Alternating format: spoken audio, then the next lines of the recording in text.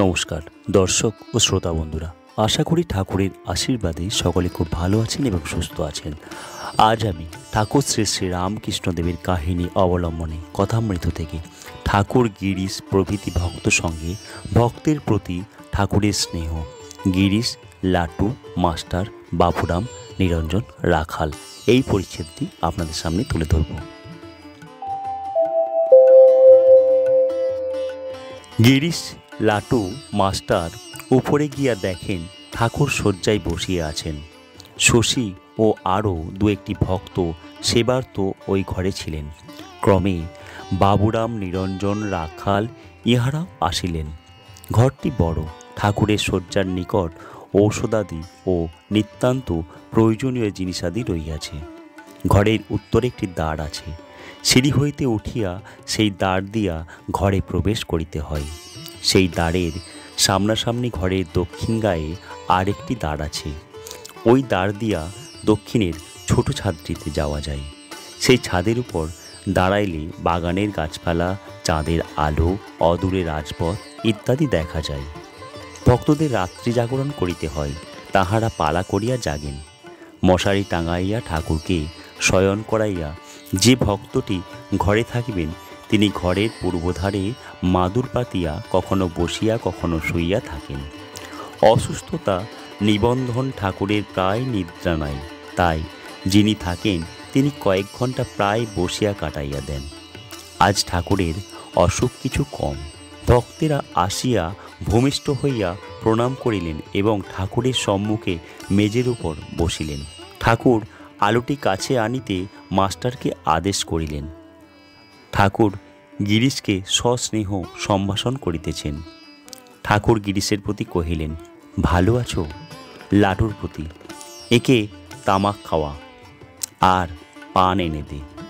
কিয়ৎক্ষণ পরে আবার বলিলেন, কিছু জলখাবারও এনে দে।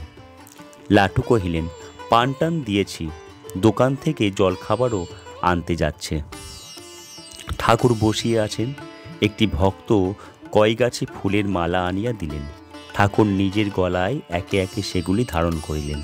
ঠাকুরের হৃদয় মধ্যে হরি আছেন, তাকেই বুঝি পূজা করিলেন। ভক্তেরা অবাক হইয়া দেখিতেছেন। দুই গাছি মালা গলা হইতে লইয়া গিরিশকে দিলেন। ঠাকুর মাঝে মাঝে জিজ্ঞাসা করিতেছেন, জলখাবার কি এলো? মণি ঠাকুরকে পাখা করিতেছেন। ঠাকুরের কাছে একটি ভক্ত প্রদত্ত চন্দন কাঠের পাখা ছিল।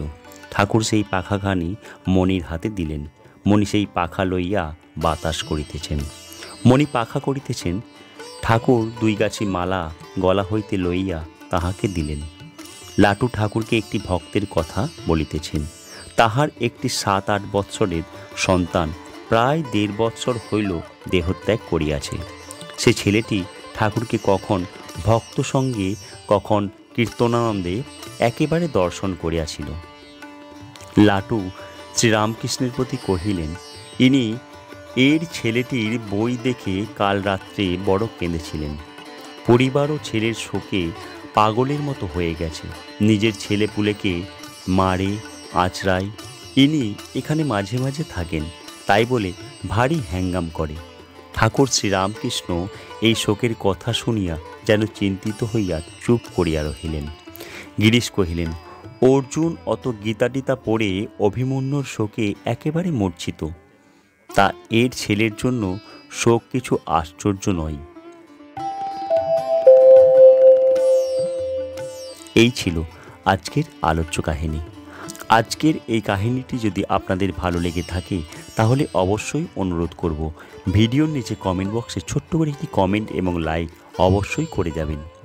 যারা আমার চ্যানেলে আজকে প্রথম এসেছেন তাদের কাছেও আমার অনুরোধ, আমার ছোট্ট চ্যানেলটিকে সাবস্ক্রাইব করে পাশের বেল আইকনটি অল করে আমার সাথে থাকবেন। যারা ইতিমধ্যে আমার চ্যানেলটিকে সাবস্ক্রাইব করেছেন তাদের সকলকে আমার অসংখ্য ধন্যবাদ। ঠাকুরের আশীর্বাদে সকলে খুব ভালো থাকবেন, সুস্থ থাকবেন ও আনন্দে থাকবেন, এই প্রার্থনা নিয়ে আজকের মতো এখানেই শেষ করছি। ভিডিওটি সম্পূর্ণ দেখার জন্য অসংখ্য ধন্যবাদ।